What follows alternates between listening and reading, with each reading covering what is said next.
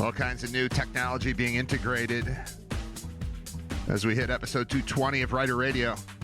It's a lot. There's a lot going on, man. A lot of buttons to push. I've added a fourth screen to the mix, which is just my phone.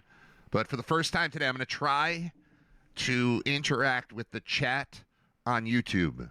I can't promise that I'll see everything that comes through there or that I'll be super fast to reply or anything like that. But early on, we were just doing audio, and there was a chat on Mixlr, and I just had that open on the screen. I didn't have to think about all these other elements. I didn't have to think about lighting and my face being on camera and showing video and update. Like, there's just a lot more going on.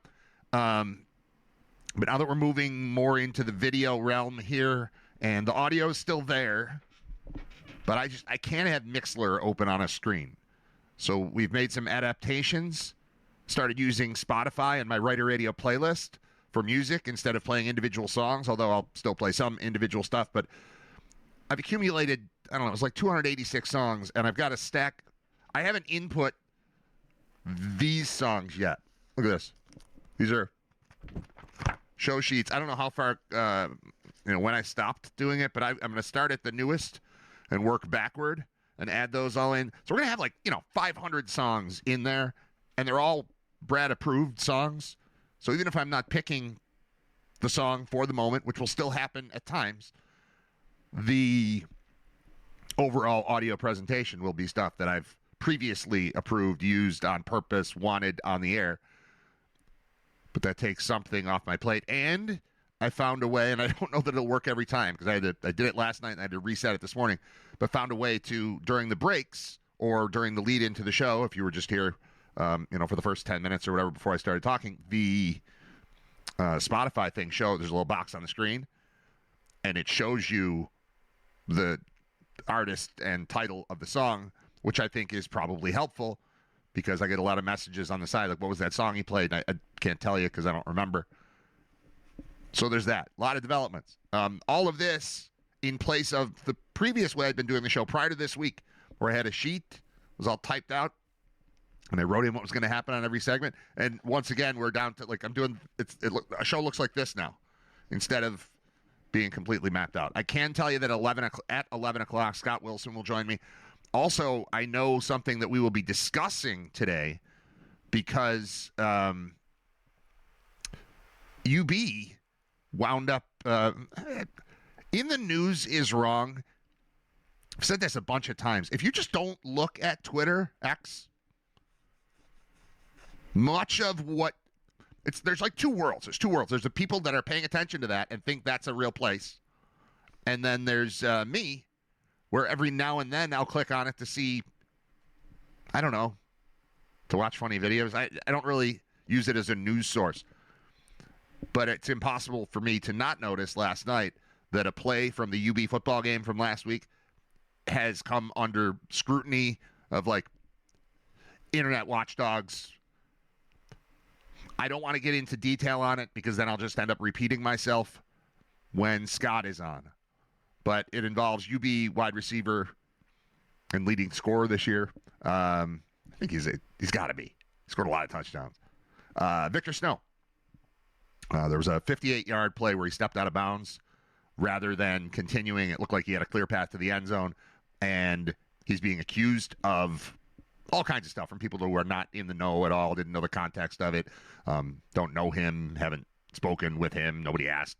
Just, I'm going too far already. I want to save it, but I will tell you that 45 minutes from right now, there will be a pretty animated discussion between Scott Wilson and myself, both of whom are members of the UB football broadcast crew and have been for a long time.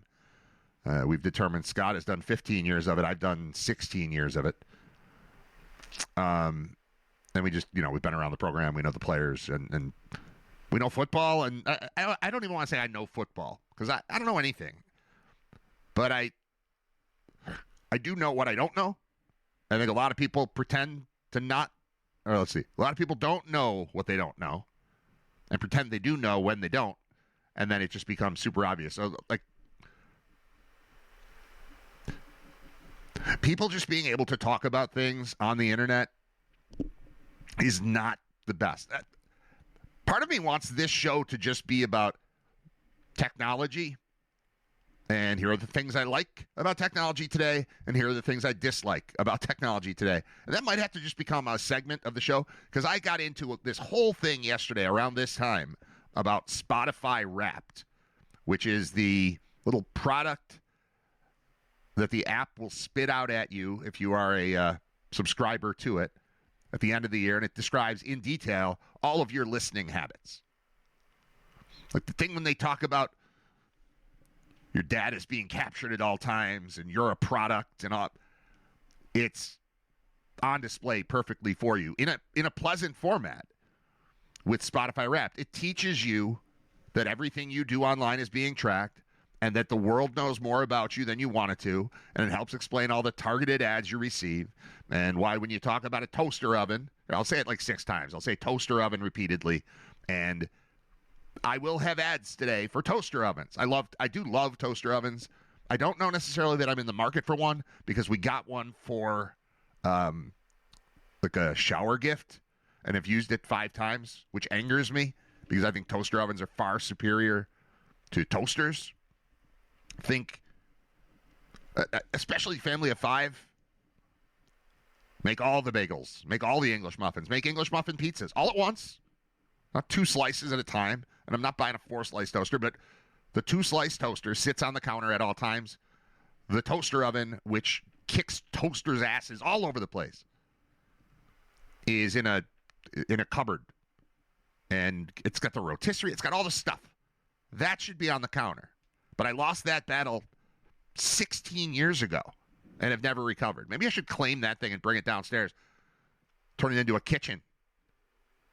I got everything else down here. Got the fridge. I'm not going to bring a stove, but like maybe a toaster oven. Got a fridge. I could have my own, basically an apartment down here. All my entertainment stuff is here, and it would not surprise you at all if you listen to the show or know me that I care a lot about like music and movies and TV and musical instruments. I mean, we've got this basement. It's a playroom, man. First of all, I've got what is essentially a studio. Is it like super top-notch quality? No, but I'm building on it. Pretty good for just a guy in his basement. So I've got a studio where I have produced 120 shows, many of them on video. I've got a 12-foot movie screen with a projector and surround sound, Bose speakers, all that stuff. I've got vinyl albums in a collection, in a case that I made so that it's like a record store and you can flip through them and it's got the letter, little tat. I got that. Got video games coming out of my ears, although I don't play them much. The kids do. There's a drum set now. There are often electric guitars down here. I've got a keyboard or maybe 2 down here, a bunch of microphones. There's a refrigerator. There's a bar. I think maybe the toaster oven should come here. So, all right, that was me just saying toaster oven. Toaster oven's going to appear a bunch in my feed today, I would imagine. Maybe even before the show ends. Although I'm not typically scrolling social media and allowing myself to see toaster oven feeds. But we'll see. Maybe as I'm playing Spotify stuff during breaks, you'll get a toaster oven commercial. I don't know. They still sell toaster ovens, right? They should. They're the best. God, toaster ovens are better. It's not even close. If you're on Team Toaster, get out of my face. Just don't want to hear it. Aside from my wife, she gets to choose because it's her house. She lets me live here. It's nice of her. Technology, toaster. Oh, Spotify captures all your info, spits it back at you in a beautiful manner. It's very attractive, very well designed, certainly by AI. And it's great. But also, it has a devastatingly large amount of information about very specific things. Like, I was reading from this Wrapped thing, and it knows when my birthday is. It tells me all the things I did on my birthday, music-wise, just through its app. But you're telling me it doesn't know where I was either? With a GPS in my phone, it knows. Geo-targeting, all of this stuff. It's crazy. But it's convenient, and we have sacrificed a ton of our convenience, or excuse me, a ton of our privacy, security, whatever, for convenience. And sometimes I like it, and sometimes I don't. I had a conversation about this with a friend yesterday, and I was talking, it was shortly after the show, talking about the Spotify rap thing and how, yeah, I liked it. It told me a bunch of stuff, but I also saw a lot of the things that it got wrong. We're going to trust AI with everything. We might want to slow down. It's not quite there yet. It's getting there. It's getting scary. It's getting better all the time. Better or worse, however you want to put it, but it's getting, the artificial intelligence is becoming more intelligent at all times. And sometimes I think that's great, and sometimes I think that's the worst. And it telling me that I listen to these 5 bands the most is cool. That's fun. And these are the songs I listen to the most. But then you see in there, the podcast I listen to the most, one of them, it told me that my second favorite podcast is something that I don't remember listening to at all, and I kind of recognize the name of one of the guys that hosts it. So I'm thinking once I listened to it, and then I fell asleep to it, and then it stayed on, and then the world, or Spotify, was like, you know what this guy likes? He likes that podcast, obviously, because he just listened to 7 consecutive episodes of it. Well, he was sleeping. I just forgot to turn it up. That has to be the only explanation. But artificial intelligence, like 3 times in that Spotify rap thing, talked about me having these all night, like I just listened to hip hop all night. Like I never did that. I might have listened to a little bit and then fallen asleep, and then you think I listened for 6 hours, but I didn't listen for 6 hours. It doesn't know the difference. And in bringing this up, the guy I was talking to is like, you know what? Here's where my problem is. Like self-driving cars. It's like I'm old school. I'm like, well, yeah. I don't trust that. I don't trust a vehicle that somebody could program to drive me into a lake, or could just decide. It's like, oh, I heard you talking about how much you like, you're fascinated by the ocean. Let's just take you to the bottom of it. Like, we don't need that. I don't need that. So I asked him, I'm like, how do you feel about cruise control? He's like, I love it, but I'm in control. That's right. Me too. I love cruise control. That's my favorite level of AI. That's exactly right. I have not yet had a vehicle that has, like, driver assist and does that kind of stuff. I don't want any of that. There are levels of it. I like warning lights. I like the thing where you're about to switch lanes, or you know what? I've seen this in passing, literally passing a vehicle, and you'll see a light come on their rear view mirror. I guess side view mirror is what you would call it, but the thing on the side of the vehicle. You see the light come on, and that is obviously an alert to the driver. Hey, there's somebody in your blind spot. I like that. That's good. That's helpful. That's an alert. Backup cameras are helpful. The beeping noise when you're in reverse, helpful.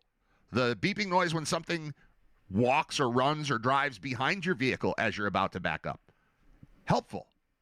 Letting me know a door is open, letting me know that the tire pressure is low. That's cool. But like, I wouldn't want it to decide my tire pressure is low and then self-inflate to infinity and then have the blowout. Like, I don't want that. I want it to let me know, and then I'll fix it. Let me know there's somebody next to me. Then I won't drive into them. I'm cool with that. So this led to a whole conversation about turning over our lives to technology, the pros and cons of it, and specifically with self-driving cars. And then I get back, and I'm home, and I come across a video. I'm going to read you real quick, and then I'm just going to put the video on behind myself, and then we'll just do the show with it playing like we did yesterday with the Epstein Island video playing, and like we did today with the dentist scene. I'm going to keep that. That is the most haunting, crazy photo I've ever seen, I think. And I'm going to keep using that on the show because I like that. I like that element. And a little danger to the show with the Epstein dentist chair rubber mask photo that's been uncovered. Good God. Here's what the article says, and then I'm going to put the video behind. Self-driving vehicles caught on camera proceeding past stopped school buses. There's a 4.5-minute video provided by the Austin, Texas Independent School District capturing Waymo autonomous vehicles driving past stopped school buses in 2025, raising fresh safety concerns about the technology. So as we're using, and I'm using AI in some sense, in that I'm letting, I guess a shuffle on Spotify is not it, but whatever. If I'm using Spotify, I'm using AI on some level, and it's helping to pick the music, and it's simplifying things for me, so I don't have to pick every song when I'm trying to take a break or whatever. So I don't think it's all bad. I'm not decrying all use of it. I'm just saying there's some instances where I really don't want it, and one of them is self-driving cars. So now what we're going to do is I'm going to hit play on this video. I'm going to swap this over like that, and now I'm just going to do the show, but in the background you can watch these Waymo vehicles as they just continually drive past school buses. Like these are self-driving cars. You can picture. It's weird with AI because it's not actually thinking, right? But we call it thinking. But what it looks like is, the cars you drive behind where it says, proceed with caution, student driver. Or maybe it just says student driver and proceed with caution is implied. Like, stay away from me. This kid doesn't know at all what he or she is doing, so you're not going to want to be around. Oh, I forgot to hit play. Here, I'll hit play. There we go. Now you can just watch. All right, so what you see, it seems like a dumb guy. It's artificial stupidity is kind of what I'm getting here. It's like this Waymo, that one, just saw a bus, good, but then proceeded to drive past the first stop sign, sat right next to the bus, thought about it for a while, and again, I'm using this right, I can't even say the word.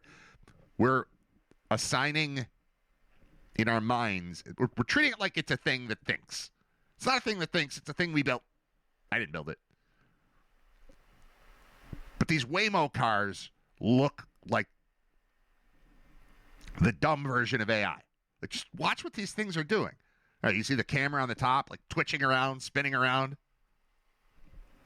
And then it just leaves. The stop sign still flashing on the bus. There comes another one. All right, yeah, I'll stop. This kid's running for the bus. They got him blurred out because you can't just put that on TV. It's waiting. That's the same car, same bus, stop sign still going. Oh, there's another Waymo going the wrong way down the street. Sees a truck instead. No, it's another one. I think. I don't know. This kind of looks like a mirror situation. Maybe it is. But again, still flashing.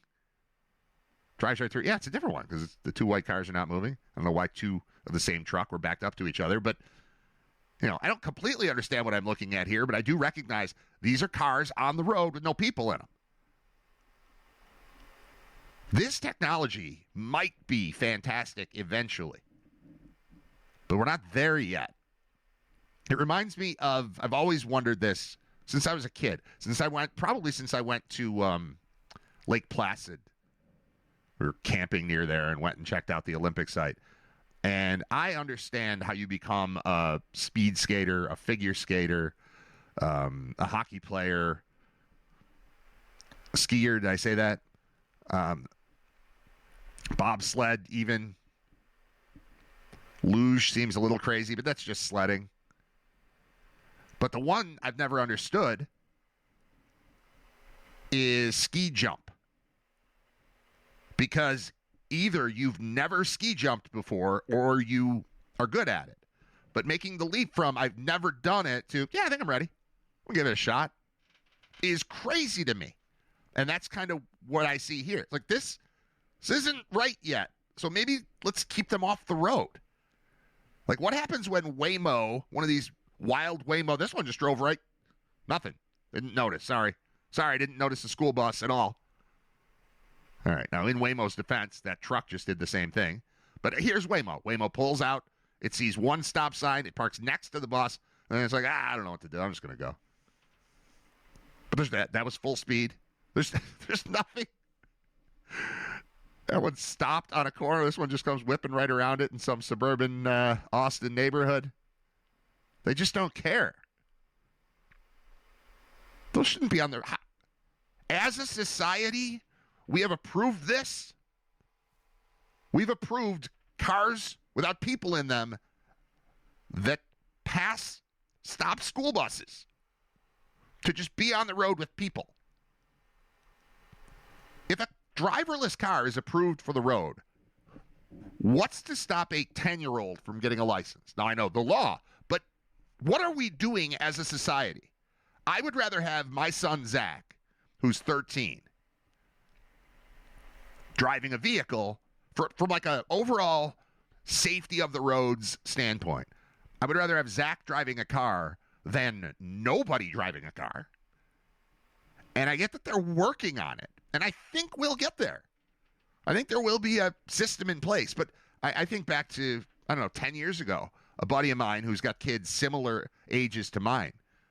He was confident that our kids would never need to learn to drive because these self-driving cars were coming, and they didn't even have to think about it anymore.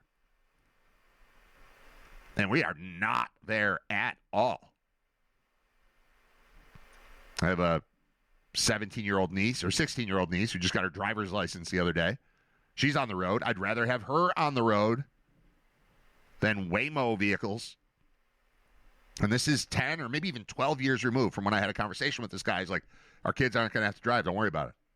They do. They're going to have to drive. I mean, they can take Ubers and things. But this Waymo idea, we're not there yet. I like progress. I'm not all stuffy and, I'm old, but I'm not like, ugh. Like I believe in a lot of it. I like a lot of the tools that are available. I like that I can do a full-on broadcast from my house. Couldn't do that without the massive improvement of technology that has taken place over the course of the last several years. Couldn't possibly do it. But, dude, if Waymos are driving past parked school buses, we need to get Waymos off the road, right? I mean, they would take away my niece's license if we had 4.5 minutes of her and her friends driving past parked school buses. They'd say, oh, all right, shut this down for now. We'll try again in like a year because you're doing it wrong. But with these robot cars, and obviously there is a movement to try to do something about it, but we're just allowing that. You need a license to operate a vehicle, but also a vehicle can operate without you. Aren't we messing this up as a society? It seems like we are. Okay, crossing that off. Waymo school buses in Texas. Cruise control, video 430. Good. All right. There's a little... Oh, sorry. One other thing on the Spotify Wrap thing that I totally forgot to mention. One of the features this year is that it estimates your age based on your musical taste.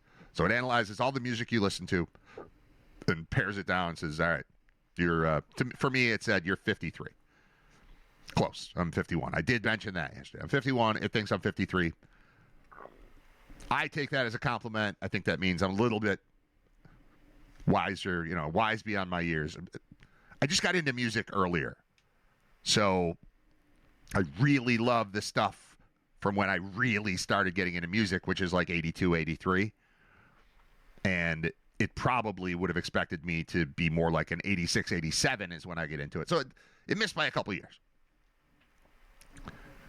And I did the math wrong there a little too, but you get what I'm saying. Like that makes sense to me. My musical taste has been, early on, I was a couple years advanced. So now when I'm reaching back and they called me an archivist because I like old stuff, it guessed that I'm 53. That makes sense. My son, Zach, is 13, very into music. He sent me a thing before I even realized that the Spotify Wrap things were out saying, hey, check it out. My top 5 songs are all Beastie Boys songs from Paul's Boutique, 1989. He's born in 2012. And his top 5 songs are all from there. That was his top album, of course. If your top 5 songs are from an album. And I was like, hey, I forgot to ask you, how old does Spotify think you are? What's your guess on how old Spotify thinks Zach is? And you said 53, you're correct. So Spotify thinks that Zach's 53 and I'm 53 based on the fact that Zach, his musical taste is nearly identical to mine. He's got some stuff mixed in there that I don't care that much about. But generally speaking, I hear him upstairs playing guitar all the time or down here playing drums or guitar or whatever. And he's ripping from a Smashing Pumpkins thing, into a Rage Against the Machine thing, into a Nirvana thing, into a Pearl Jam thing, into a Green Day thing. It's like, yeah, okay. He's playing the music from my college days, which I still think he's playing the hip. I still think it's great, but I also recognize that there's some level of your favorite music is from whatever. So that some say when you're 14. But I think it's, when you were having, when I was listening to the most music and having the most fun with people who also like the same music, which explains my Fish obsession. I don't know that I would have come to Fish on my own. It was a school thing. In fact, my freshman year, Fish played at Cool Gym, Kuhl. It was also a cool gym, but it was a Kuhl gym in Geneseo. I could not have lived more than 500 yards from it, and Fish was playing, and I had no interest whatsoever. All I knew of them was the song Fee, which I thought was ridiculous, and I passed on a Fish show on campus that I could have walked to and hung out at with, 2,000 people or whatever the place held. And I passed 1,000. What does a gym like that hold? It's not a lot. A Division III basketball gym, and Fish played, and I didn't go. And then within a year, I was driving from state to state to see their shows. And that's not because I discovered them myself. It's because I was around people who like them, and then you hear it, and you hear it again. You're like, oh, what was that one? I like that one. Ooh, how about this one? And then they go, hey, well, why don't you try that? It's the original Spotify, the original algorithm to discover new music is hanging out with people you like who get a sense of things you like, and then they show you the version of the band that they like that they think you might like, and then it works, and the next thing you know, you're all driving to Cleveland in a snowstorm to see this band perform on the day that John Lennon died and doing a tribute to him with A Day in the Life. Like that all happened within the span of like a year, where I went from no way to, yeah, I'm going to Cleveland, even though I went to Niagara Falls last night to see this same band, even though we've got school. But that's how it happened. So what Spotify is doing is right, but I like the natural feel a little bit better. So there's that. All right, there. I forgot to talk about Zach.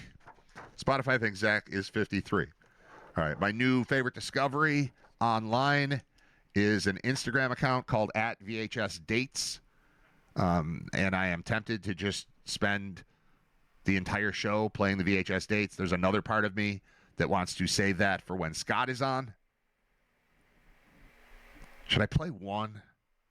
I think I want to play one to give you a little idea and to make sure that it's working, because I set it up so that you should be able to see it.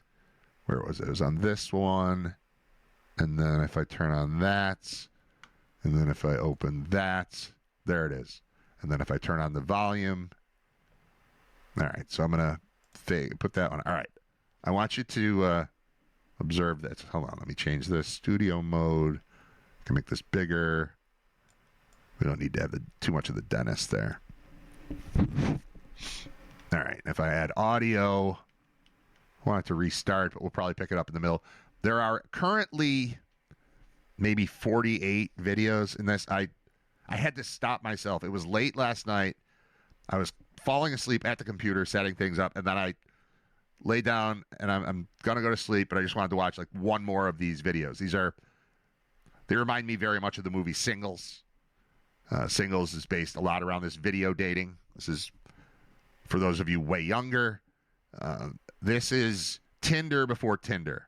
You would make a video recording of yourself talking about yourself, talking about what you like, what you don't like, what you're looking for in a partner, what you hope they'll provide, what you hope you'll provide. You try to make yourself seem fun and entertaining, and then you're looking for a match. They used to use people before AI. I mean, Match.com is, farmers only. Like the stuff from 15 years ago, 20 years ago. That was AI, right? I mean, there wasn't somebody going, I think this farmer will like that farmer. It's algorithms. But we didn't used to have algorithms. We used to have videotapes. And so I never did this. This predates me, too, by a little. But I remember it being in society. It was more like an adult-y thing. I was a kid. You don't need video dating when you're in college and high school and stuff, or when you're a talk radio producer as a 24-year-old making minimum wage at a sports talk radio station. Things just kind of fall into place. And you got that kind of clout.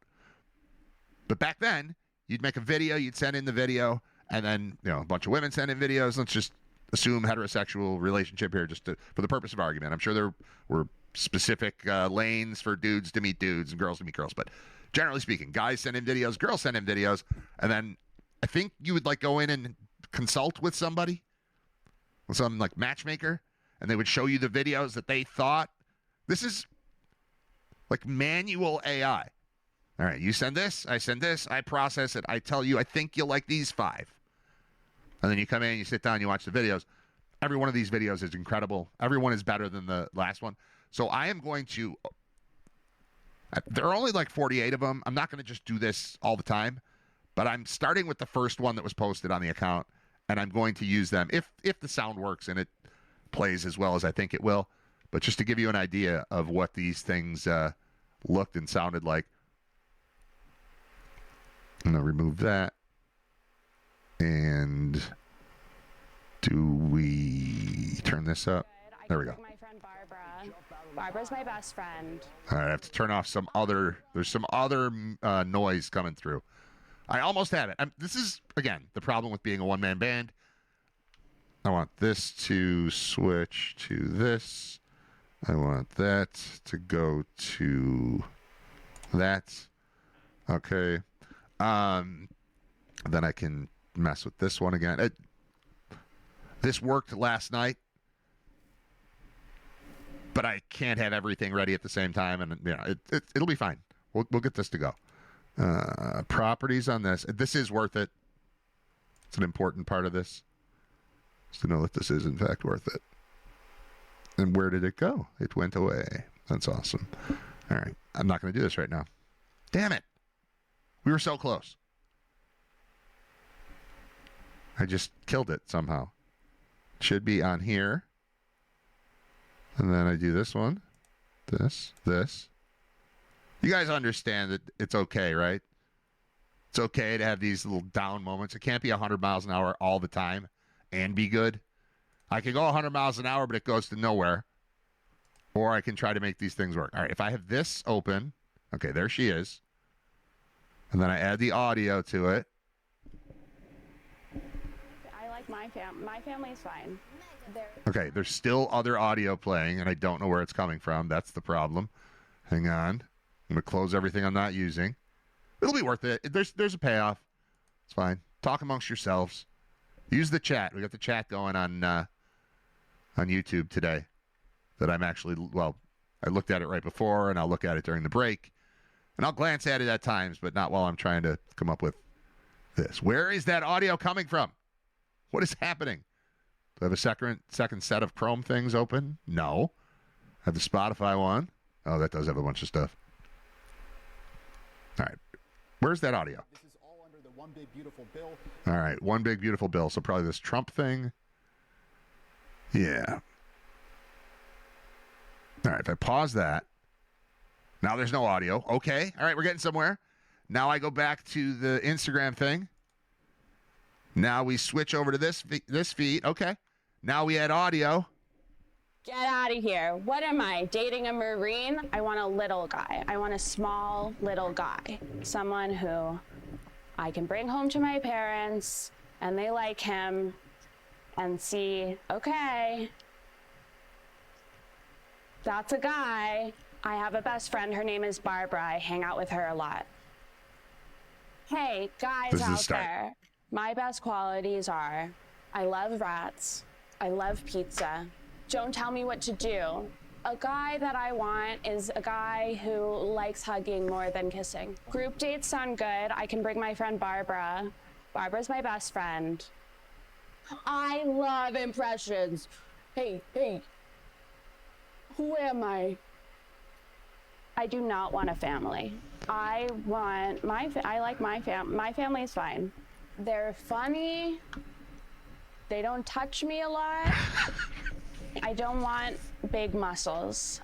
Get out of here. What am I, dating a Marine? I want a little guy. I want a small little guy. Someone who I can bring home to my parents and they like him and see, okay, that's a guy. I have a best friend. Her name is Barbara. I hang out with her a lot.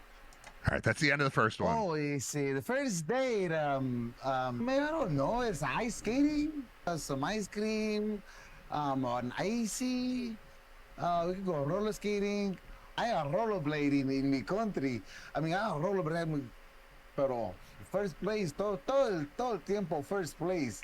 Pero yeah, I'm good rollerblader también. I like it kissing in public, at the restaurant. A lot of people don't like it kissing, or no more, right? Me love it. Me love the kissing. Exchange student, my country, named Tiffany. Tiffany told me at a French kiss. I'm just looking for a woman who good body like me, Cause I working out all the time. Yeah, I fell in love one time, but she broke my heart. It's life. Otro pinche question, cabrón. What did your mom teach you about love? Excuse me? Oh, you see, the first date, All right, so that's Honestly, one more. I need a girl with some style, someone that can go around town. Well, I play bass, trying to learn the keyboards, man, but it's tough, going like that. Well, I'm in between bands right now. I was a part of a power slop trio, but, we didn't do so good. My best qualities, I'm starting my 9th semester at community college soon. I believe firmly the key to a good relationship, man, is just whenever you get into a fight or whenever you don't agree with something, just bail, man. It sounds corny. I know, I'm a romantic. Do I want to have kids? Yeah, I think that could be fun, man. As long as the wife and kids are okay with me out drinking and partying and rock and rolling all night, just every night, and then, working about 1 or 2 days a week. As long as that happens, man, I can't wait to meet you. All right. I want to do something else. I don't know what else to do with it, but I needed to share it. That was what made me laugh as I was going to sleep last night. I had to stop because there's 48 of them or something, and we've watched 3. And over the course of our lifetimes here, we're going to watch all of those. I'm just working my way up from the oldest to the newest. But my God, thanks to my buddy Chris, I think it was Chris, yeah, who introduced it to our group chat yesterday. Some tremendous content at VHS Dates on Instagram. But you don't have to follow it because I'm just going to show those. All right, it's timeout. Scott Wilson's going to join me soon. One downside here of, you know what I could do? Can I mute this? Probably not. I was going to say, one downside of relying on Spotify to play the music during the break is that ads pop up on occasion, and I can't skip them. So I'm just going to hit play on this thing, take a break. We'll be back with Scott Wilson, our good friend Scott Wilson, and we will discuss the controversial Victor Snow play from the UB game the other day. If you've been on X/Twitter, things kind of heated up. Oh, I'm showing the wrong. I'm sorry, I've got that going. You can't see my face or my hat from Store 716.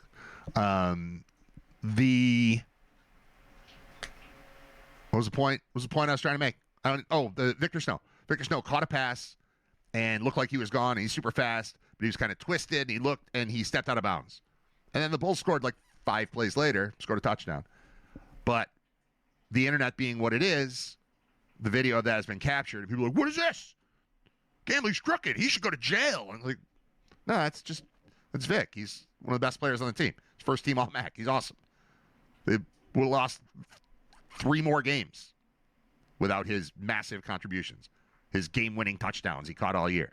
And yeah, I get that that's not an argument that somebody couldn't throw a game or throw us up. But dude, he just stepped out of bounds. He made a mistake. They scored 5 plays later. It was fine. But Scott had a pretty strong reaction to it, and I said, I think we'll talk about that on the show tomorrow. And honestly, before he even texted me about it, I had written down Scott Wilson, Victor Snow for the 11 o'clock segment. So we'll get to that. Hopefully I'll have the video to show you. You'll be able to see it. If not, just look for it yourself. If you go on Twitter and just look for Victor Snow, you'll find it. UB Bulls wide receiver. We'll get to that in just a moment. All right, I'm going to take a break. There might be some actual commercials here because of Spotify, but you'll be fine. You can handle it. You've seen commercials before. I'll be back in just a few. I'm Brad, and it's Raider Radio.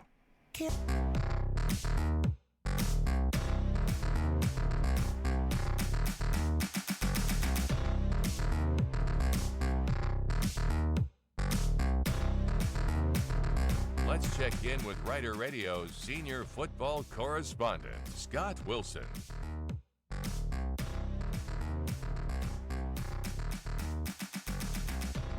All right, let's do that. Let's check in with our good friend Scott Wilson for the second time this week.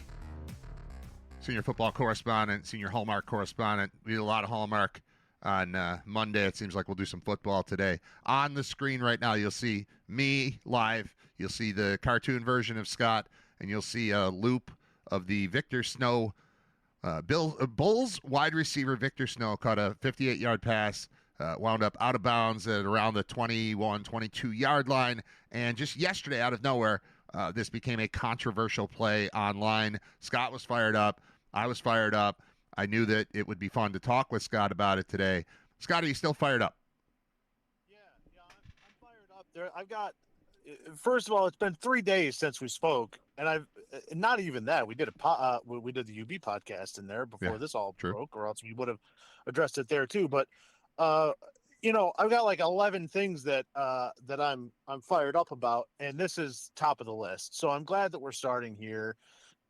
We talked a little bit a couple months ago when all of the basketball gambling stuff was breaking about Terry Rozier, and then it was also at the same time that Emmanuel Clase from the Indians or the Guardians scandal that was kind of breaking at the same time. And I said, leagues and people have to get this straightened out very soon, or else people are going to stop watching and they're going to lose interest, because anytime something happens, they're going to assume that there's a negative outcome with it. And now here we are talking about this play, and it's just assumed because of the actions of a couple of other people, and really nothing has happened because of it other than, yes, there's charges, but there hasn't been any reaction from any league as far as any of this is concerned, or what they're going to do to address it. And it's an innocent kid who made a bad play, but is now being painted in light of he's obviously in someone's pocket, and this play was a result of that. And this is what I was warning about. It's ridiculous. If you're watching a 15-second clip from the outside, of course you're going to think, what a bad play, oh, whatever. But now, because of all the legal gambling, it takes on this entirely different, nefarious type of connotation. It's ridiculous. It's unwarranted, but it's where we are. And until these leagues step up, and that includes college football in general, which I would assume at this point, with no major centralized governing body like the other professional sports leagues would have, this might have to be done by a Congress or something like that, or even by the individual states that legalize the gambling and allow it to happen. The prop bets have to go. The individualized, if you want to say team prop bets, you can do fine. Will the Sabres have more than 3 assists in a game? Fine. Will a certain player have more than 1 assist in a game? Has to go, because that's really the long and short of where all this is coming from. In this specific situation for the Bulls, I'm a resident of New York. I live here in New York. I do have an account with a betting service, and I have placed bets before in the past. Living here in New York, you're not able to place bets on a college team that is based here in New York. I cannot bet a Syracuse basketball game. I cannot bet a UB football game. I cannot bet a UB basketball game. I can't bet on St. John's. I can't get in on Siena action. I can't get on if I know a hot tip about Binghamton. I can't get in on that. It's not even available. So I don't know where a lot of this is even coming from. On top of that, even through the services, I know the one I use, Caesars. I don't know if there's, even outside of the state of New York, if there's an avenue to bet Victor Snow totals. I've never seen it. I've never seen game. it. I've never seen it for college. I'm trying to look right now, but I'm trying to also not jeopardize the screen looking the way that it is. So I'm off on another keep screen. The integrity of the screen, please. Well, I've got to do that, and then I've also got the like you're on the phone. That's where I know I could get into FanDuel. I have trouble getting into FanDuel on the computer. I'm going to look right now and see if for an upcoming college football game, if I can bet props, because I feel like not only were the people commenting online like completely unaware of the situation. We'll get into the explanation of what actually happened on that play, because when it happened, I mean, we're calling the game. So this hits us personally. Like, we know that guy. We know what the season would have been without him. We know what it was because of him. We know that he's an all-MAC first-team receiver. He's an all-MAC second-team punt returner. He caught multiple game-winning touchdowns in the last minute of games to put things away. And also, if you're trying to tank something, why would you have a 58-yard reception and then step out of bounds? Why wouldn't you just drop the ball? There's all that. I forget where I was even trying to go with it. I lost my train of thought because I'm fired up about it too. It's such garbage. No, I lost it again. Go ahead. I'm sorry. You talk. You're better at this than I am. God. There's multiple levels to this, and it might even be different this week because there's only 8 college football games going on this weekend. Oh, so I remember what I was going to say, and I'm going to jump back in, and I'm sorry. People are judging this thing on 15 seconds, and then it's, reactionary culture online, of course, that's what we do. But there are these mechanisms behind pushing for clicks. So Bleacher Report, I think, was the first one to put out this thing, and then Barstool picks up on it. And then there are all these arguments going on underneath. Barstool's like, this is weird, huh? We did the game. We're like, that's weird. Vic is better than that. What just happened? But then you watch it, and you can see he kind of looks over his shoulder, and clearly I said... I went back and listened to our broadcast because if I had evidence of me saying it, I was going to use it on the show. The play happened. Paul says, great play. Oh, he lost his balance and stepped out of bounds. That's what he said in the moment. It just looked weird. We knew it looked weird.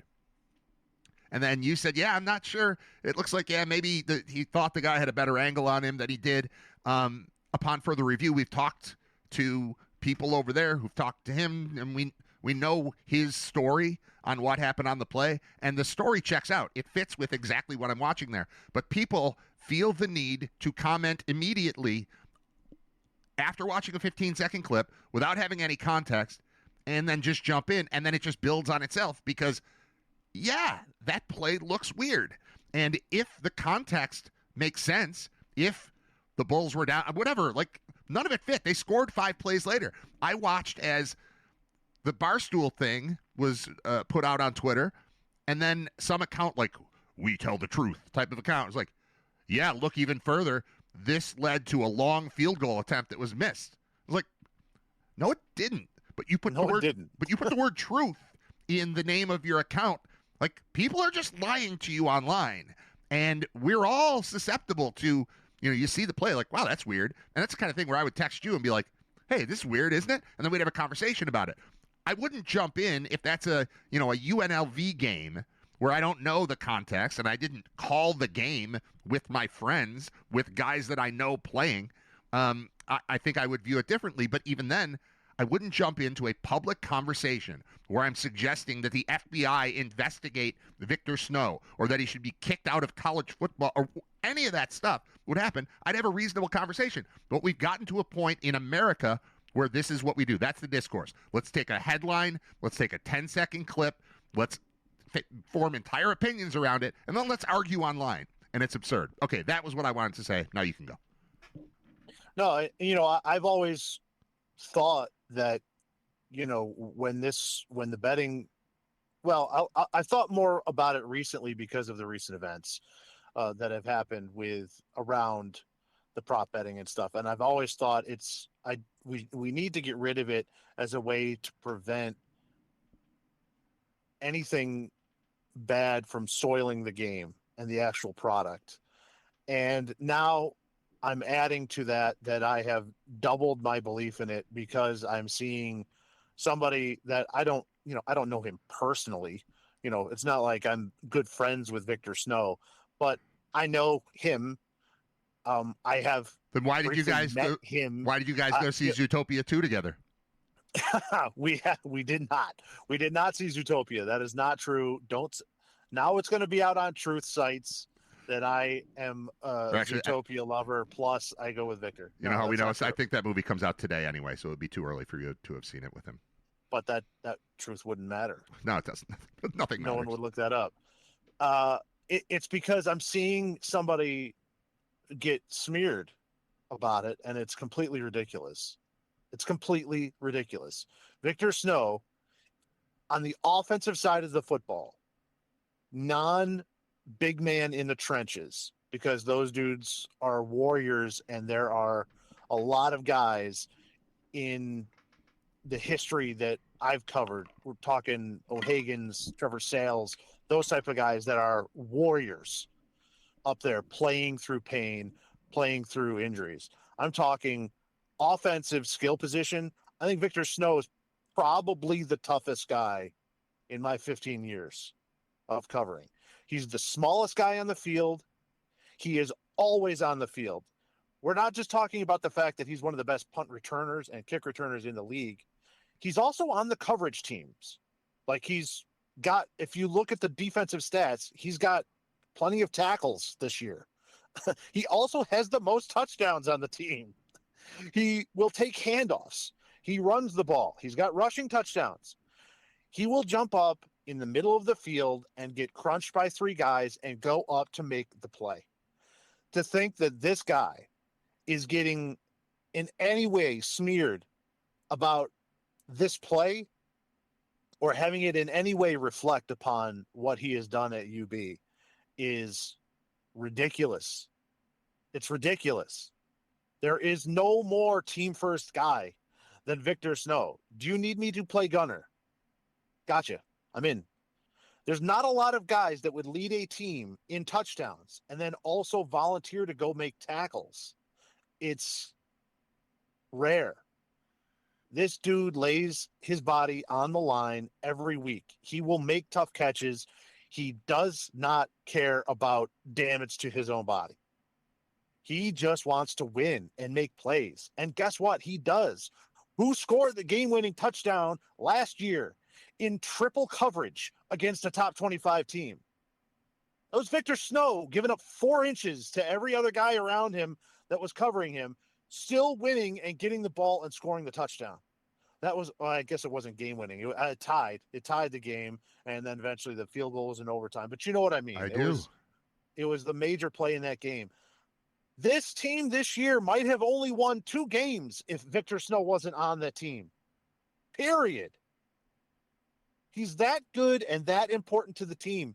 And someone's going to take a 15-second clip of him, and I will admit this, making a bad play, making a poor decision, and judging what was going on around him is utterly ridiculous. And it's not fair to him. It's not fair to him. We have been there. I have seen, and you have seen, literally every snap this young man has taken in blue and white. And everyone deserves respect.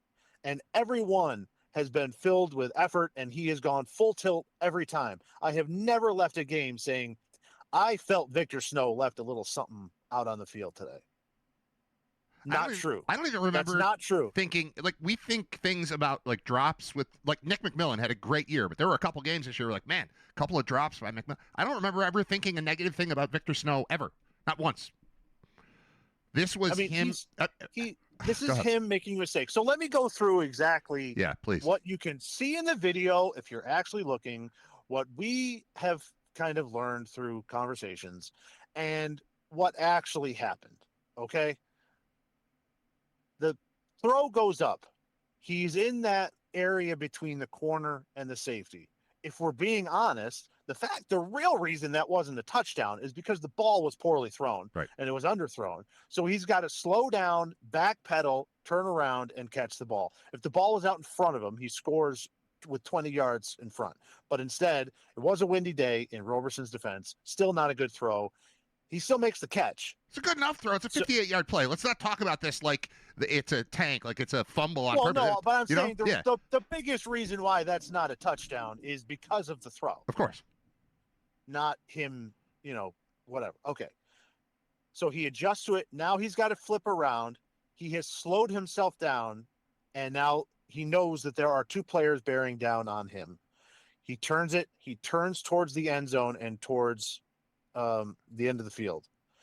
The end of the field that he's running towards is the new scoreboard, which, by the way, plays a role in this. The old scoreboard he would have never looked at because he wouldn't be able to clearly see anything, so he would have never bothered. Right. Now the scoreboard looks awesome, and it's big, and it's clear, so he looked up. He catches the ball. He turns around. He knows that there's two defenders coming in. He looks up at the scoreboard to see what's happening. That's obviously anything that you're going to see up there is going to be a half second late. And it's also going to be kind of skewed vision-wise as far as where the players are. Another thing in this, I don't know exactly what angle they had up on the scoreboard, but it's very probable that they used an end zone camera to put up on the scoreboard once the catch is made, because where he makes the catch, he would be running directly into where that end zone camera is. The end zone camera on that end of the field is not directly behind the goalpost. It is offset to the side between the numbers and the hash. So when he's looking, if he looks up at the board at that moment and sees that angle, he's actually looking at an angle straight ahead of him, which is going to make everybody look like they're right on top of him. So he sees that. He knows that the ball right now is on the inside hand. It is not towards the sideline. So the ball is still in danger of being stripped away. And if he thinks that the players are there and he knows that by his head, these guys are bearing down, they're about to tackle me, the ball is in danger, I can, which is a play that we've seen numerous times this year from the Bulls, try to do something and make something out of nothing and fumble the football possibly. Or I can take a step out of bounds because they're going to tackle me and keep the ball safe. We're going to take 58 yards and be fine. So you can actually see him move his arm in closer towards the sidelines because he thinks the player is right there. And then he goes to the sidelines and takes a step out. Is it a good play? No. Should he have looked over his shoulder and physically seen the players there? Yeah, probably. I bet you he wishes that he did that. After the play, even Nick McMillan's like, bro, you didn't have to step out. And there's been a couple of tweets out there like, oh, he wasn't even upset about it. If you look at the end, he's looking to give the ball to. And as he's doing that, he looks around and sees where the defenders and where everybody actually was. And you can see him kind of drop his hands in his head like, oh, man, I didn't have to go out of bounds. And he does look upset and disappointed. You mean to tell me the guy that leads the team in tackles was going to willingly pass on getting another touchdown? It's ridiculous. The whole thing is ridiculous, and it's unfair to the best offensive weapon that the Bulls have had in 2 seasons now. I thought he was probably last year. He was the most dangerous player. And this year, you can't argue with the numbers. I know Nick McMillan had a really nice MAC, and he's ramping up. Coming back from the injury, he has, without a doubt, been a viable, him and Snow 1-1A, however you want to arrange that. But still, the longevity is Victor Snow. Scoring a touchdown every game is cool. And I feel for him. It's not fair to him. It's not fair to the program. That's not the type of situation or program that is run there, where something like this would happen. If it was, I don't think we'd be associated with it. That's not what goes on there. And it's not fair to him. It's not fair to Victor Snow. The dude is tough as nails. And he made one bad play that is a 15-second clip now taken completely out of context, being judged by people that don't know where the camera position would be in that stadium. But someone, a nerd like me, who's seen over 100 games in that stadium, could, I can tell you where everything is in that thing. I can tell you where the wind direction goes. And how it differs between the side.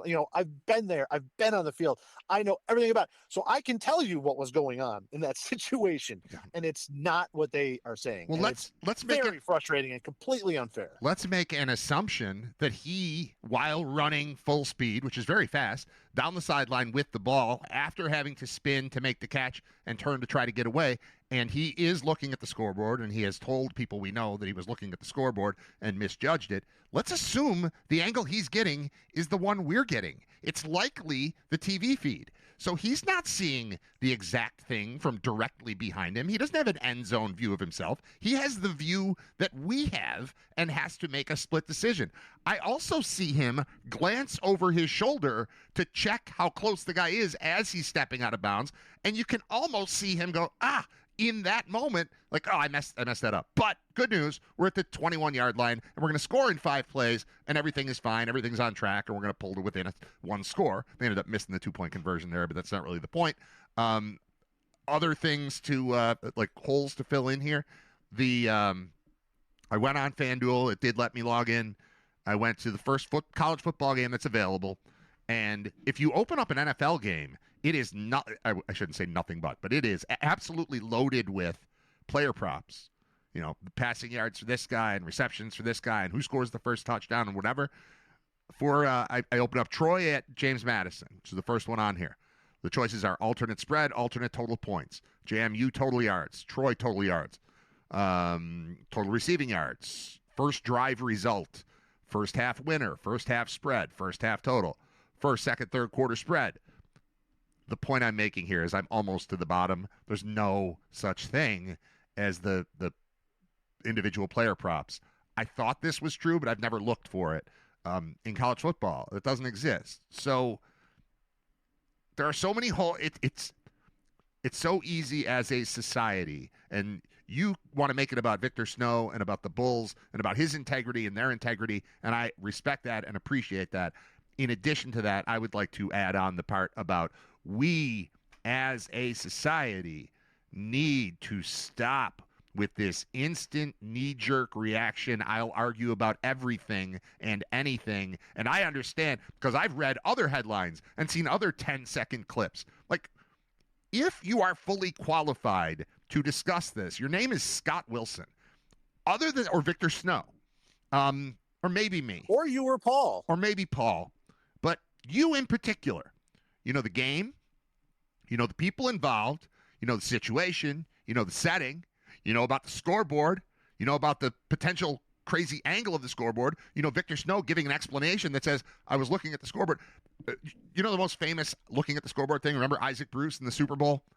Where he was streaking down the sideline, and it clearly showed him glancing up, watching himself, checking where the defender was, because there's video of it, so you can look and see it. And it worked out for him because he looked and saw that there was no way he was being caught, and he just kept going. But there is a famous video, and if I could find it, I'd put it up, where his eyes go from looking straight forward to glancing up as he's running down the sideline. And it's a tool that can be used by a player to estimate. I was talking earlier about Waymo and how they're driving past school buses now, and we have these driverless cars that are creating more problems than if you let a 10-year-old drive a car.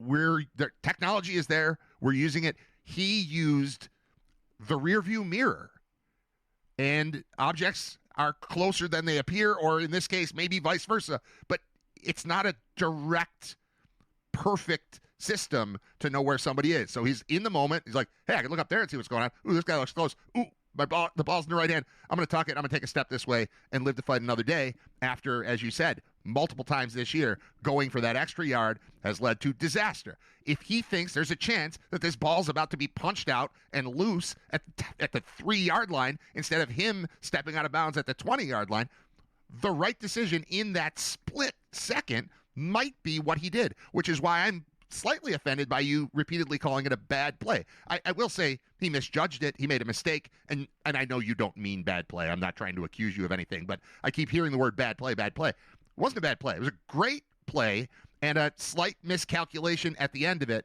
that led to 1st and 10 at the 21-yard line, as opposed to potentially the ball loose and your comeback attempt is thwarted and all of that. So all of these things combine to make the conversation about something people don't know. People want to argue about things they don't understand all the time. And my point would be, hey, we'd be a better society if we stopped doing that. Yeah, and by the way, I did see a I did see a video of one of those driverless cars. There was a police shootout. Okay. Oh, the one that showed up at a crime scene. Yeah, it was like a crime scene, and then you just slowly see this driverless car with these people in the back seat scared to death. It just slowly rolls through like the police station area and continues down the street, and there's like a guy being arrested on the ground. It was hilarious. I think that is what led to my conversation yesterday about the problems with driverless cars. And then I come home, and then at night I see the thing about these. Austin, Texas, they've got a 4.5-minute video of Waymos being very confused by school buses and like driving past the first stop sign and sitting right next to it and waiting, and then just driving away anyway. And it just looks like artificial stupidity as opposed to intelligence is in play. And I don't know. I think maybe we should look into this thing where we really rigorously test people to have a license to drive a car, but we are also allowing cars without anyone in them to be driven, and I think we maybe should look into that. I have been saying this for years now. I think that there should be a ban on any driverless vehicle. There should not be a driverless vehicle, especially. I know that the big thing is trucks. That's the next thing that they'd like to do is for shipping. They'd like to have. Yeah, for shipping purposes. And I'm going to say right now, there's the one thing I don't want is to give this BS technology that doesn't work like another 100 tons to deal with. Plus, I don't think it's good for the economy. Like, I don't know if you've ever been to a truck stop, but I would love to see those guys that are there not just be at home with nothing to do. Right. Yeah, you know what I mean? Like, these guys need jobs. Yep. We need to keep these guys busy. And keep them moving. Keep them rolling through the town instead of stopping there. That's right. Not That's all right. of them. There's not my friend not Carl. all. Not Carl. Carl's good. Carl's good people. Well, but, still. Wait, no, you're saying you don't like Carl? Eliminate those jobs. There's no need to eliminate those jobs. They're good jobs. They're doing it. Now, this is way off topic. No, it's not. No, it's not. I started my show talking about Waymo, and now we're back to talking about Waymo. It's just big picture, man. Think big picture. I hate that this has happened for Victor Snow, because now it's like, you see 15 seconds and it's like, how about if I put like 9 minutes of tape of him dominating people for the past 2 seasons? That sounds like a job for the UB communications department. Not you, John, but somebody over there. Do that. Put up, like, today is the day, if I'm in that department, that I'm putting together a Victor Snow highlight reel celebrating his being named to the All-MAC team twice this season. First team as receiver, second team as punt returner. That I would just make sure that gets out there. It's give Vic something to retweet. He's the guy that returned the first punt for a touchdown in 10 years. He's right. He's the number one punt return yardage guy in the FBS. He's not overall at school history, but since they returned and they are, Division I play there in that 99-2000 era, he's number one in punt return yardage. He's the player that other teams always have that we always want and we never had before. Now we have him. Right. Yeah. He's the walk-on that came back to Western New York and earned his spot and has become one of the most valuable pieces of the team the last 2 years, and one of the most valuable pieces and versatile pieces that the Bulls have ever had on offense, ever. So, that's what we should be talking about. We should, honestly, he's being talked about like this. The conversation should be, I hope we can keep Victor Snow. Right. Because, I don't know a team in America that wouldn't be better because he's on it offensively or even special teams wise.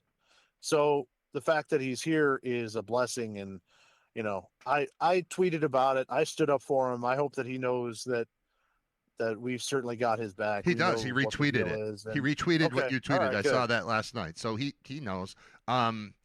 It's this. This is just. It's just ridiculous. I hate it. It just is very upsetting. Counterpoint. Might this be a way that his name is out there to the point where he gets more attention next year, and it could help him to propel his career further beyond next year, which will be his final year in college football? He's very small, but he's also he was anonymous to the world of college football outside of the MAC, or teams that have been beaten by him. And, what's up with that guy? People wasn't Danny Woodhead small? I mean, yeah. If you're good, a good team will find a way to use you in football. I think that's one of the things that not just me, but I think America likes. Is it's one of the very few places left in our society that really cuts through the BS. There's no nothing. You can either play and you play, or you can't and you don't. Meritocracy. It's really a meritocracy. And, when you look at even in the NFL, I think it's interesting that as a country, we are so anti-socialism, but the best sport, the most popular sport by leaps and bounds is the one based solely on making sure everybody is on equal footing. And they love it. Everybody loves it. But those same principles are things that they don't want in their everyday. All right. I don't want to get into that, but you did. It's all right. The team that comes in last gets to pick first.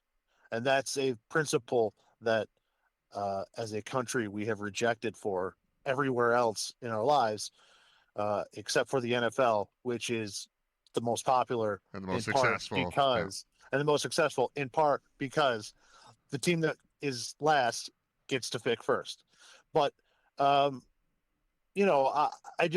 hate that this is even remotely associated with his name because it's not fair. What, socialism? It's not fair.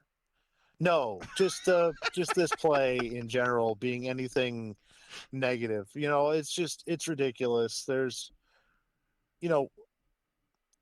as far as, and just as a fan, can we talk about boneheaded plays that make me upset? Yes. It's like number one would be when a guy drops the ball before crossing the goal line. You know what I mean? Like This wouldn't even be remotely close to, I cannot believe this guy just did that. This is so far from that, just in general. Here's how you react to that play the proper way. You go like this. Damn it. All right, first down. That's the right reaction. Right. Which is basically what we did. Like, we all said, like, that was weird. I'm not really sure why he scored there. We see the replay. We say, I think you probably just thought these guys were closer than they were, and he protected the ball, got out of bounds. They scored a couple plays later. Like, it's ridiculous. But again, there's no context to 15 seconds. You don't see that Shelton got a couple of carries and then Roberson runs it in for a touchdown, like within the next 45 seconds of the game. So, that whole drive, I think, was 53 yards. Point. Like, it's right. It's like it still ends up as the key play of the scoring drive. I shouldn't say 53 yards. 53 seconds. I think that whole drive was 53 seconds long. So. All right. It is that's it. That's the frustration. If you see it out there, folks, it's nonsense. All right. I'll say this. I know that you've done a lot of food challenges. I'll throw this out there. I've done 2 food challenges. You made me do them. If this is proven to be true. But he did that on purpose? Like there's a nefarious element to it? If there's a nefarious element to this that is proven, I'll go to midfield at UB Stadium and I'll let someone tase me. Okay. All right. How about that? That's how confident I am in Victor Snow. How about me suddenly rooting for Victor Snow to be implicated in some? No. Can we just come up with other reasons for you to be tased at midfield? Because if this is, I like how you think. I like that that's what you just jumped to. Like when we're challenging me, it's like, eat these pistachios, eat these donuts. Yours like, I'm going to go to midfield and get tased. That's a different level, man. Well, I could say shave my head, but I got nothing left anyway. That's not really a punishment. No, that wouldn't do it. I don't want to lose my eyebrows or something like that. That's tough. These are the things you're thinking. See, these thoughts don't even cross my head. cross my mind, cross my head. That's not a weird way to put it. It doesn't occur to me to ever talk about being tased or shaving my head or my eyebrow. I mean, none of that crosses my mind. And this is how you think. I like it. The largest donor to like an NIL fundraiser that we will do for this, if this is proven, will get to tase me in midfield. That's fantastic. Right. That's how confident I am that I won't have to do that. Yeah, it's not going to happen because he didn't do anything wrong. He stepped out of bounds, then they scored, and it was fine. And I hope he's back next year. I hope he's back. I hope McMillan's back. Me too. It's going to be tough to keep them both. I hope they find a way that he doesn't leave. He just is here. Yeah. Well, I hope he plays for 15 years for the Bulls. He's not going to do that, but he can play one more, and so can McMillan. But they need to, keep recruiting these guys. McMillan obviously has more size, but the fact that the Bulls have 2 first-team All-MAC receivers really justifies a lot of the things that we've been thinking and saying about this team, especially those guys in particular, the receiving core that by the end of the year, like, this might be the best receiving core this team has ever had. And didn't necessarily they didn't have Tyree Jackson to work with, but they were incredible. And to see them both land as first team All-MAC is fantastic. Credit to both of them and to us for not. It's not just a homer like, oh my God, look how great this guy. Like, no, these are the best players in the conference, and we had 2 of them on the field most plays, which was awesome. So the other day was signing day in college football. I came across this list, and it's players that signed in 2026 for the 2026 class, which would be this one just now. And I'm ready to make you feel old. Okay. Because you will know all of their dads. A lot of juniors. Oh boy. Yeah. How about quarterback Cole Leinart? Oh my God. No. He's going to SMU. Oh, that's early. That's too early. That's too soon. Wide receiver Chris Henry is going to Ohio State. Another Chris Henry? His dad is Chris Henry. Yep. Yeah. Wide receiver Devin Fitzgerald. Larry's kid? Larry's kid. Oh, my God. He's going to Notre Dame. Larry's about to go in the Hall of Fame. So I guess it's been a while. He'll be 5 years out of the league, but good God. Okay. Wide receiver Caden Findley. His dad is Jermichael. Oh, my God. Thomas Davis Jr. is a linebacker. Okay. His dad is Thomas Davis Sr. Right. Those 3 guys, Finley, Fitzgerald, and Davis, all going to Notre Dame. Wow. So Notre Dame really raking in the legacies. And then wide receiver Dalen Sharper is going to Stanford. Father Darren. Wow. That's a lot. Shout out to all the old people out there now that are seeing the players that they watched growing up have their kids go to school and now gonna get to watch them. Are you familiar with the other major story right now? Well, I guess one of the 2 other major stories coming out of signing day in college football. One would be Penn State having like the 130th ranked class in the nation. Well, you prepared me for that going into it, that without a coach, it's kind of tough to deal with signing day. Right. Well, they still don't have a coach. They keep offering it to everybody, and everybody keeps saying no. The name most recently that I've been hearing is Matt Campbell from Iowa State, who is a former guy that we had run-ins with in his time at Toledo. And I've seen Brian Dable's name thrown out there. I know we joked about it after Dable got fired that the first time out in public he was wearing a Penn State hoodie. Like, oh, okay. So his name is kind of being bandied about as well, but they have offered this thing to everybody.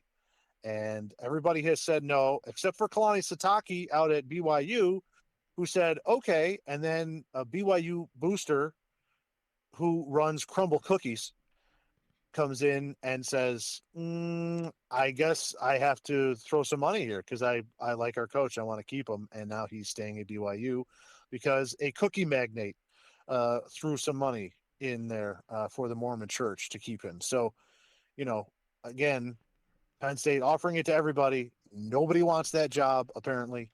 And their recruiting has suffered not only low numbers, but a lot of flips, guys leaving with the uncertainty there. The other one, and I'm not sure if you've heard this, There's a quarterback. There's a 5-star quarterback by the name of Legend Bay, who is in Texas. And his original recruitment was he was going to go to Tennessee. And then a couple of months ago, went up to Ohio State, had a visit there, fell in love with Ohio State, said, I'm sorry, I'm flipping, I'm going to be a Buckeye. So the time comes this week where his high school is doing one of those signing day things where they've got the kids going to schools and they've got like a banner up and who's going where, and 3 hats on the table. That's fun. Yeah, he's posting on social media like going to be a Buckeye, and shout out to Ryan Day, and they've got the Ohio State stuff up there. Well, this is part of the glorious college football family aspect that comes up there.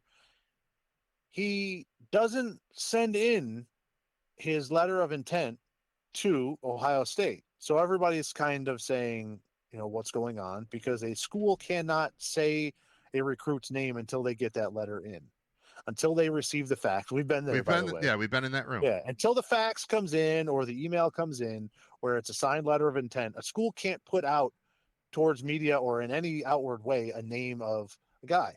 Well, this guy didn't have his name put out, so people started asking questions, and the letter of intent hadn't been sent in yet. And come to find out, all of a sudden, he is a Tennessee Volunteer. Well, I guess the backstory is this young man can't legally sign a letter of intent because he's only 17 years old without the signature of a parent. Oh. And mom did not want him to go to Ohio State. Mom wanted him to go to Tennessee.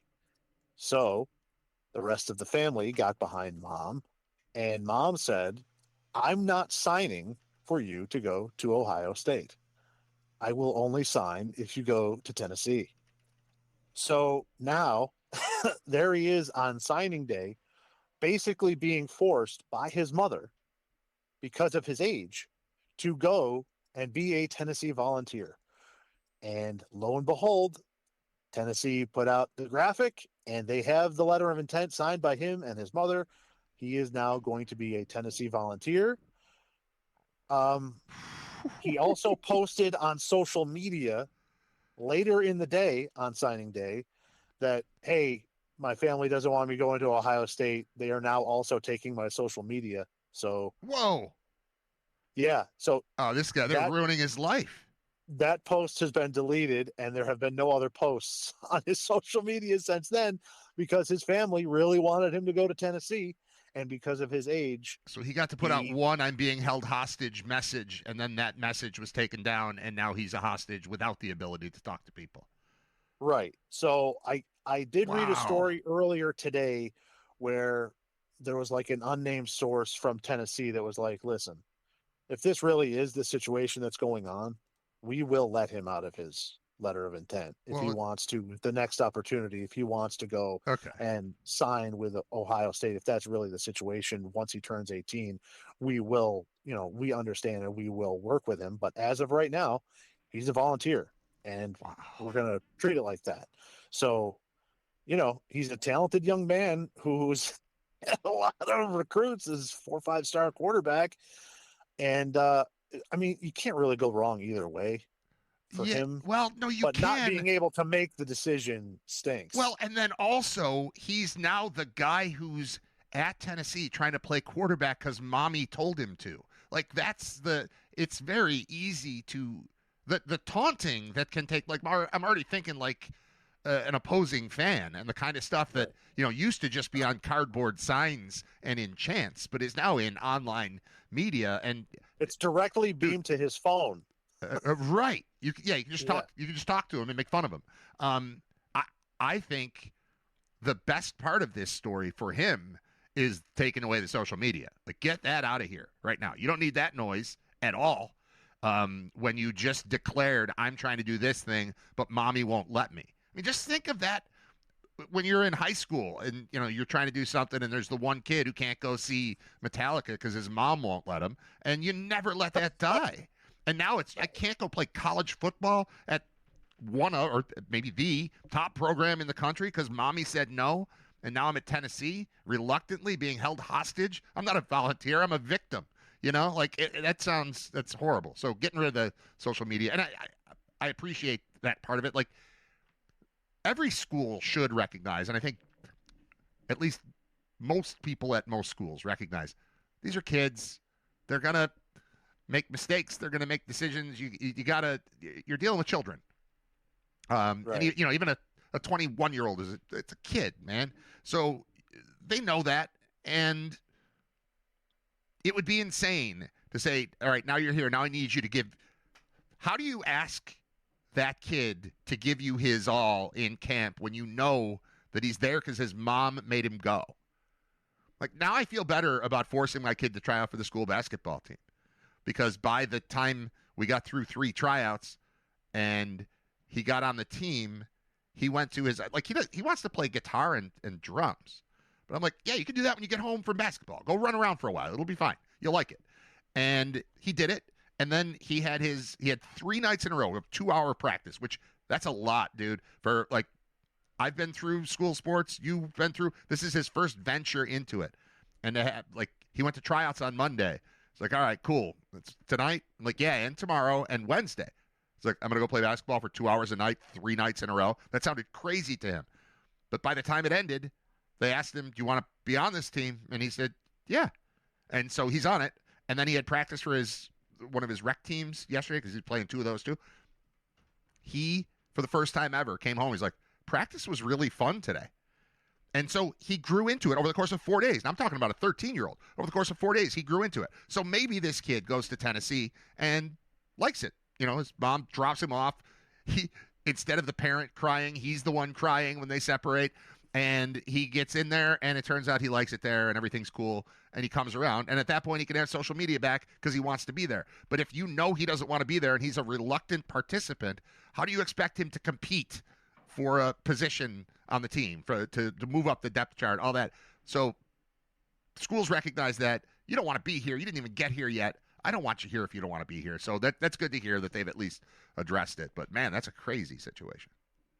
Yeah, I mean, I know we're running out of time. I'm good today. I had to run out.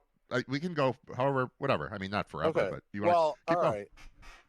You told me you had a lot of stuff, and we've only touched on a couple things, and I do. Sidetracked us on Waymo. So go ahead. All right. Well, quickly, you've seen the movie House of Dynamite on Netflix? I have. I watched it last night. Okay. Let me throw this out there. Satisfied with the ending? No, I mean, no. What are we talking about? No. Let me throw this out there. Ruined the whole thing for me that I was enjoying. Anything and you then it ever gets watch. to the end, and I don't know. I just want to hold on before you do this. Anything you ever watch, bring it. I would like the whole. I listened back to us talking about the Bills touchdown love story Hallmark movie. Part of me thinks we should stop talking about football and only talk about movies and only talk about movies that have massive problems. Like, part of me thinks that should be the show now.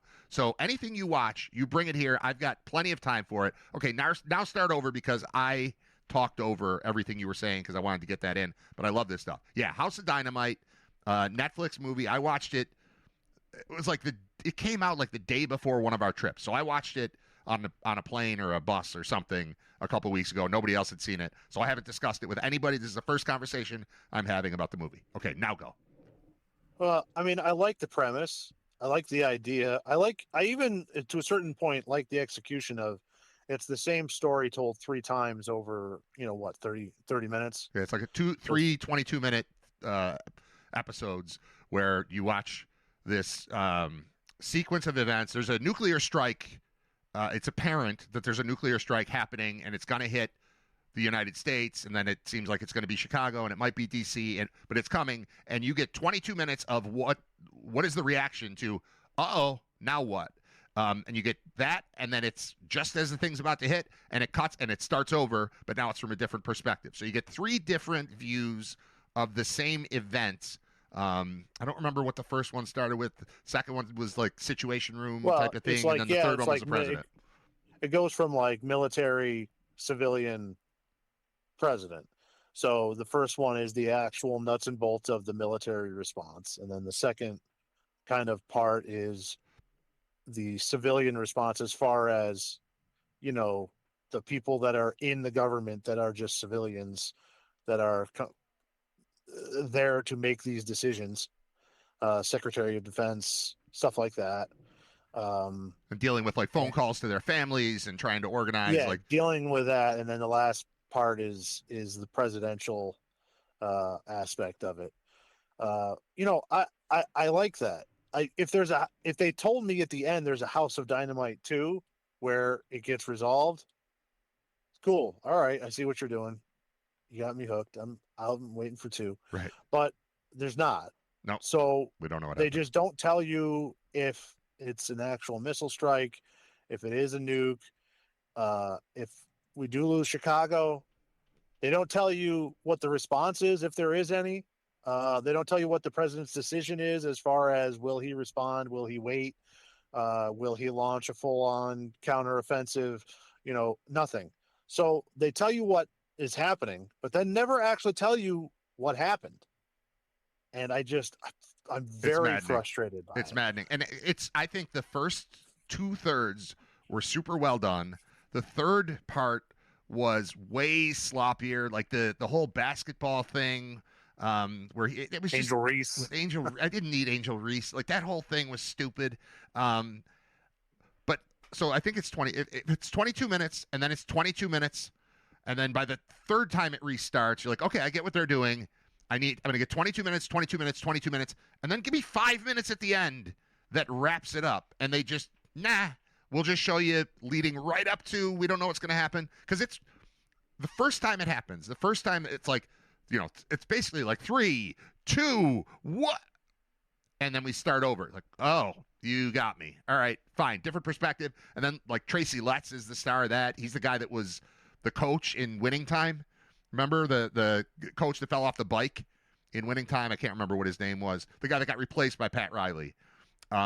It was that actor who is awesome. And he's the Secretary of Defense, and he's just great in it. And he rules the second part of it. And then it's about to end, and then it starts over again. Like, okay, all right, I'll watch this one more time. I think it's really well done because you're seeing different perspectives. You're kind of things that were in the background now are in the foreground, and things that were in the foreground are now in the background. And you hear little bits and pieces of the conversation. And I'm curious about how it was shot and how it was planned out because it was really well executed. It just needed 4 more minutes at the end where they tell you what happened, and they didn't. And I get what they're going for. You have to think about it. It doesn't matter what happened. It's only about the response. But God, man, what did they do? What happened? I don't know.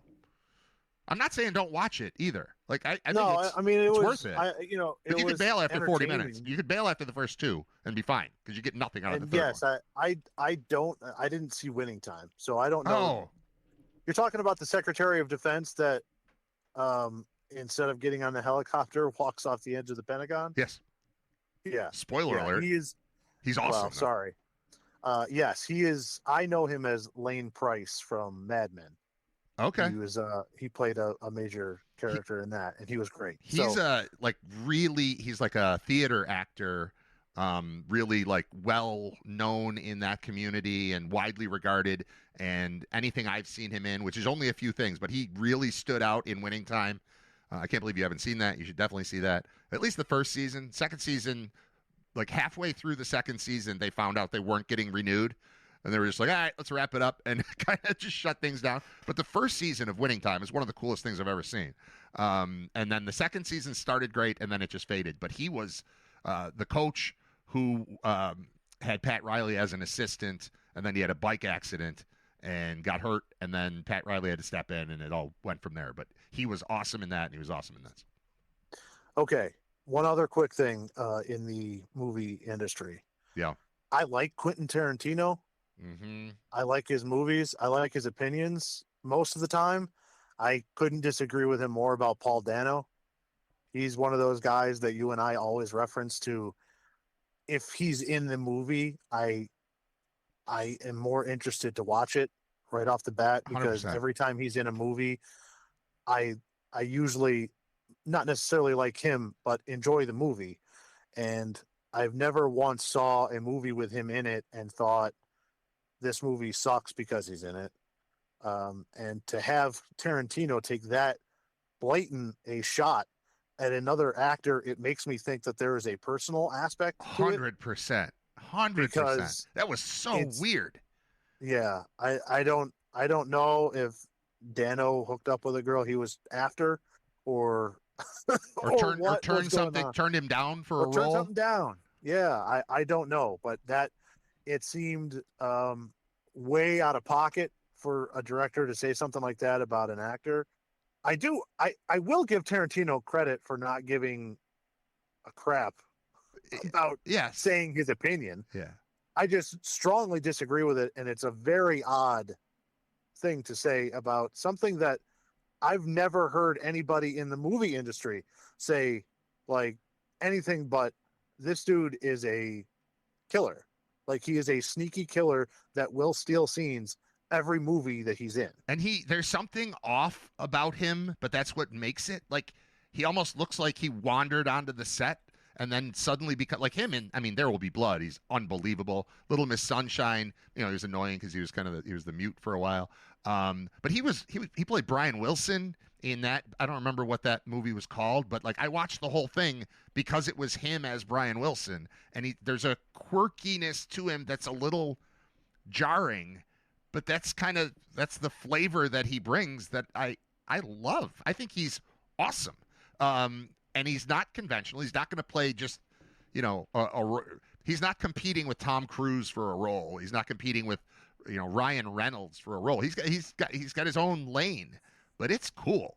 I saw someone right after this Tarantino thing came out a couple days ago. I saw a conversation about it, and there was a pretty simple explanation that somebody offered. Now, again, this is people reacting to Tarantino about Paul Dano in the same way that I'm complaining that people are reacting to Victor Snow. I don't know Tarantino. I don't know Paul Dano. I know it's weird to hear that. Now, it's not unusual to think that somebody in Hollywood would think somebody else in Hollywood sucks.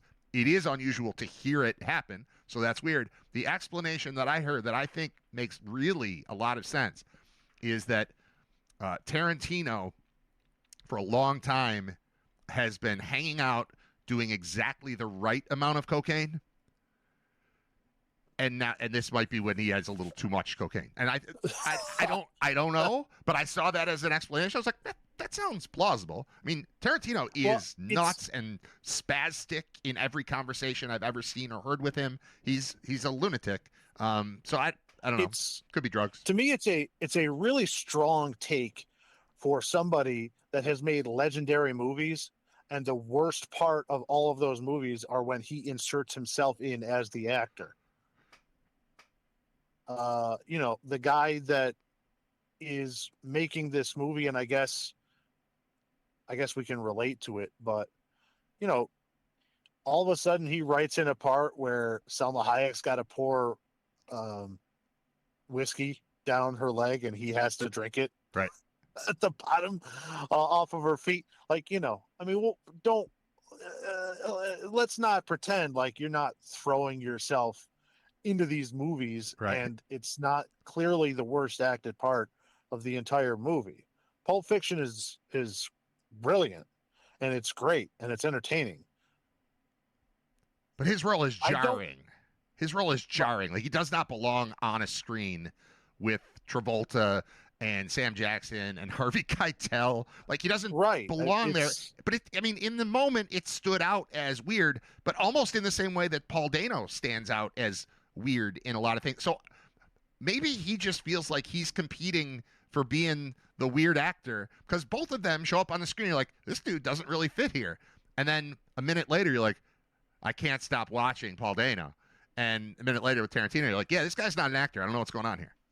So maybe he just feels pressure from that. I don't know. I'll add in there. And one night on the road for a football game, we came back. There was nothing on, and I remember I made you watch a good chunk of the newest Batman movie. That was more of like a film noir, and you're like, no, I don't want to watch this. Yeah. And you were like, I said, you're going to want to watch it. Paul Dano's in it. He's good. And you did, and you were like, I hate that this is Batman, but I like the movie. Like, this is cool, and it's different. And he was fantastic as the Riddler in that. as somebody that had kind of lost their mind and was toying with the police. So, yeah, I like him. I disagree with that entire. And then he got after Owen Wilson too, and Owen Wilson similar in that very often it can be jarring. His speech is weird, and it's like, but I like him. Like there are certain people that show up on the screen and seem like they don't belong, and then eventually you're like, oh, I get this vibe. It's just like he's playing jazz instead of straightforward rock or whatever. And I get it. I like it. It's there's room for that. There's a lot of entertainment options out there. A lot of movies, a lot of TV shows. And there's room for Paul Dano for sure. And there's room for Owen Wilson for sure. And there's room for Tarantino to make movies. Another thing in reading about this, because I became obsessed with it for a couple days, there are people who are there are a lot of people in Hollywood who have talked about like what a creep Tarantino is. And honestly, I've always said I love Tarantino. In the last couple days, reading this stuff. Now, again, this is how people get negative opinions of Victor Snow, too. I'm just reading stuff that unvetted people are writing online. But the thing about feet, they're like, just go watch any one of his movies. And then, of course, you bring up the Selma Hayek thing. That's from Dusk Till Dawn, I assume. Apparently, any of Tarantino's movies, he's got a feet thing, Rex Ryan style, and it shows up, and it adds a little bit of ick to everything. Doesn't make it bad. Feet are fine. You can like feet. I don't care. But it's weird, and he puts it on display apparently in a ton of his movies. I've never really noticed it, but the next time I watch, I'm gonna take a look. I do remember seeing a lot of feet in Once Upon a Time in Hollywood. Remember that, especially at like that hippie commune camp thing. Margaret Qualley. All that stuff. There's a lot. So I think the story checks out. It rings true in my head. Doesn't make him a bad director, but I don't know. It was weird. That said, we don't like when athletes won't answer questions. We don't like when coaches won't answer questions. But then as soon as they do, we're like, yeah, my offensive line sucks. A quarterback says, yeah, I got killed because my offensive line sucks. He's going to get destroyed for not being a good teammate. We do want the entertaining aspect of it, right? Like I do want Tarantino to say it, but it makes me, I don't know, question his taste a little bit. I disagree with it. I will say the list that he put together, his top 20 list, I appreciate because he's willing to give his full unvarnished opinion, which is like, everybody's got to say Citizen Kane, and he's not afraid to come out and say, hey, what's a freaking awesome movie is the Denzel Washington, Chris Pine train movie. Unstoppable. I can't think of it. Unstoppable. Yeah. He's talked about that before where he's like, that movie is freaking great. He's got it as the seventh best movie of the last 25 years. Right. He loves Jackass. He's got that 13. On the list. Right. So credit for him to being for not just coming out and being, I think a lot of guys just answer these questions artsy wise. Yeah. Because it's like, I don't see any way how a human being could watch Jackass, the first one, and not come away saying that was great. How can you not watch Borat and be like, that I didn't like it? You say human being, and it makes me picture my mom watching Jackass. So it's not every human being, but a dude, at least. How can a dude watch it and not like it? Yeah, his list, Shaun of the Dead's on there. Jackass, you mentioned School of Rock. School of Rock was great. You would not expect to see it listed 14th in the list of the top 20 movies of this century so far. He's got Black Hawk Down #1. Black Hawk Down was great. I just don't ever think of it. But in retrospect, yeah, that was awesome. I hate Lost in Translation, which he has third, but he can have his opinions. It's all right. We don't all have to like all the same things. But yeah, Unstoppable was the one that stood out. In fact, when this list came out, Fuller texted it to me because he's the one who told me about that movie. And I watched it, and it's one of their favorite movies now. We've watched it multiple times. It's great. Another movie thing, and it sounds the same, but Unbreakable. Well, this connects to the Batman thing you were talking about. Oh, did you finally watch it? I did. And okay, this is what John and I were trying to get. We're told you that you needed to watch. Yes, I watched it. Your opinion. It was awesome.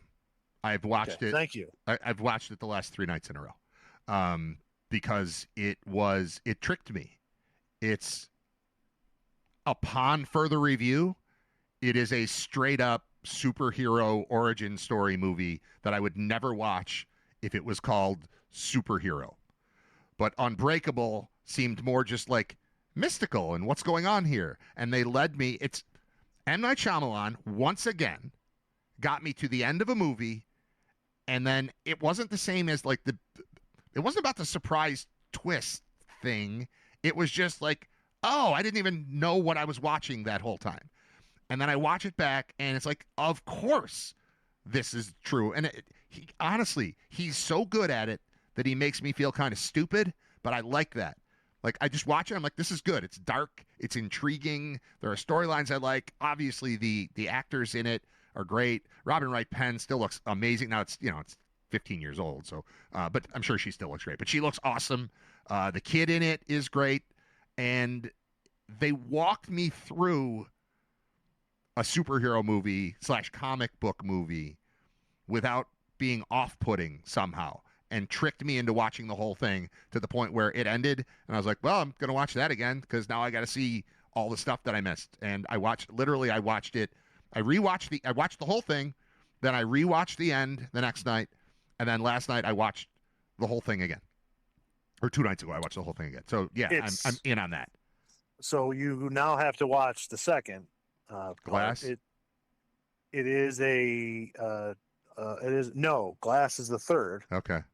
I can't think of the second one, but I can't think of the It's name easy of to it, find. I've seen it, like Shine or what, I don't remember. It's Unbreakable Trilogy. This is the other thing you guys conned me into. Split, it's called. Split, yes. And James McAvoy is fantastic in that as the main character there in Split. And here's the thing, now you just Googled it, so you know it's part of the trilogy. It was never marketed as being in the same universe. It was never advertised as being in the same thing. So as that movie happens, you don't realize it until the very last scene of the movie in the movie theater that you're watching a sequel to something that came out 8 years earlier. 16 years earlier. Okay. Right. Unbreakable 2000, Split 2016, Glass 2019. I've never heard of Split or Glass, and there's no part of me that thought that Unbreakable was part of a trilogy. But once I had seen it and rewound and watched, I'm like, all right, I need to understand some of the stuff that I missed. And I definitely missed some stuff, and it made more sense to me after reading things that people were saying about it online. But then it started referring to part 1 of the Unbreakable trilogy. I was like, what are you talking about? So these other movies exist, and they're good too. I should watch them? Yes. Okay. But I think Right. part of the allure, and again, The trick that he pulled that he can't pull on the me. brilliance of M. Night Shyamalan is that you don't even, like, if you went to see Split, you didn't even realize until the credits that what you're watching is part 2 of the trilogy. And I don't want to I won't ruin any more for No, that's it, enough. I've already figured this out. Coming. Yeah. But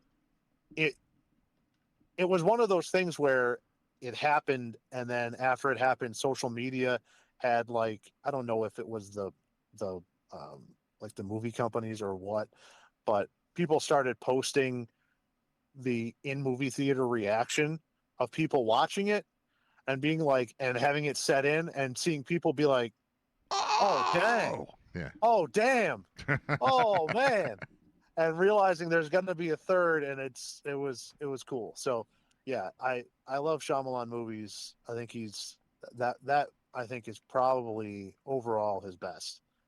Which one, Unbreakable or Split? Unbreakable. Okay. I think Unbreakable is probably overall his Sign. I love Signs. Yeah, I have to watch all of these. I think I don't know that I've seen any of the other ones. I mean, I love Fifth Sense. You've seen Fifth Sense. Sixth Sense was Sixth Sense. Excuse me. No, that was Fifth Sense is what, Touch. yeah, that one's normal. Sixth Sense. Don't make a movie about that unless it's Tarantino and feet. No, that one I saw in the theater. It came out in '99, I think, and I was at Bill's training camp. And the way it used to work, like, we would just go live in Fredonia for 2 weeks, basically. And there were 2 practices a day, but that was it. There was nothing else. And we did a radio show at night, but the rest of the time was just yours. And so there's a lot of, hey, I saw Sixth Sense and Blair Witch Project on back-to-back days. Just going to a movie theater probably with Kevin Sylvester. I don't even know.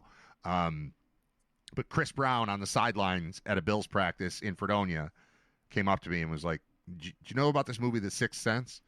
And I said, I think, yeah, I heard it was coming out. He's like, "Go see it today. Don't talk to anybody else about it. I want to talk to you about it tomorrow. Don't read about it. Don't learn it. Just go." Okay. And I like that. Like being given that sort of direction. Like, I need you to see this right now. It works for me. The other one Fuller has been pushing on me that I can't stop thinking about is One Battle After Another, which I don't know if you're familiar or if you've seen it. I have not seen it yet, but I got the full on review from John, and it's going to win everything.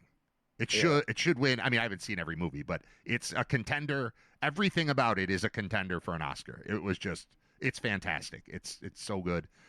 Same thing with that one. I watched that, and then I watched it again the next night, and I watched it again like 2 nights after that. So in the last 2 weeks, I've watched 2 movies, but each of them 3 times.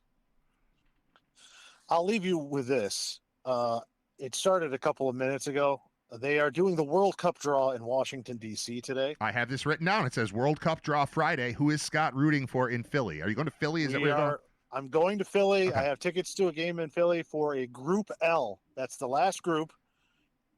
It will be the last game played before the knockout rounds begin. So we are rooting for good teams in Group L if you are watching or paying attention at home, so that I can see the best possible matchup. Okay. What will happen, I will probably get, Cape Verde versus Mongolia. And I'll be happy because it's a World Cup game and I can say I went and I've seen a World Cup game. But if we can make it Brazil and Germany, but you could land anyone, right? I mean, like I don't follow this stuff, so I don't know how it works. I mean, you could get Italy, right? You could get. Well, here's how it works: okay. is the 3 automatic qualifying teams, Mexico, U.S., Canada. They split all the 40 some odd teams up into 4 pots, and that's literally a bowl with their names in it.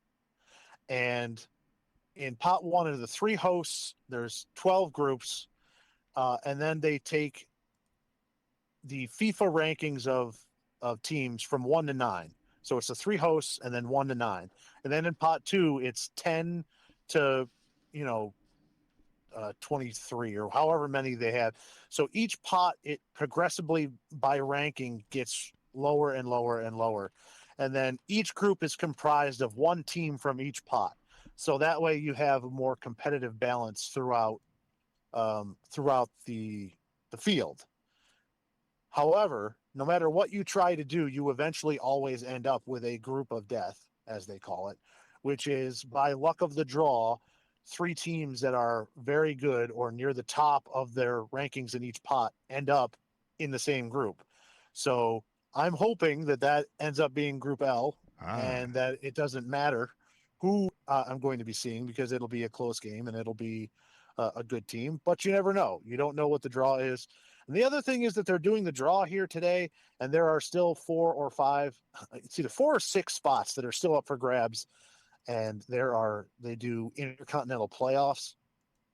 So they determine the last couple of teams by, there's like 4 teams that didn't qualify yet from Europe will play a mix of teams from Asia and a couple of teams from Africa and somebody from North America.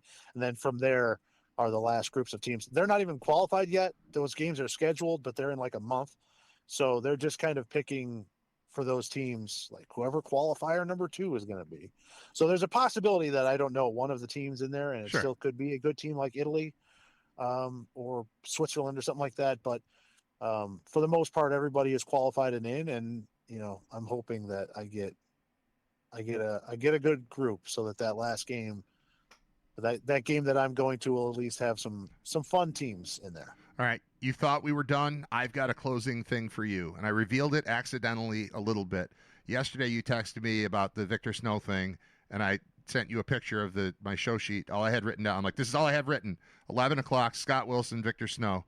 And then I wrote 11:50 in memoriam. But it was right under where it said Scott Wilson, so it looked like it said Scott Wilson in memoriam. And you're like, I died? And I said, no. But so that gave you a little bit of a preview. I plan on doing stuff like this more now that I'm messing around with the video. Like it'll be more well produced. I've been closing out the show the last couple days talking about people who died recently. We had a local radio news guy, Mark Leitner, passed away a couple days ago. We talked about that.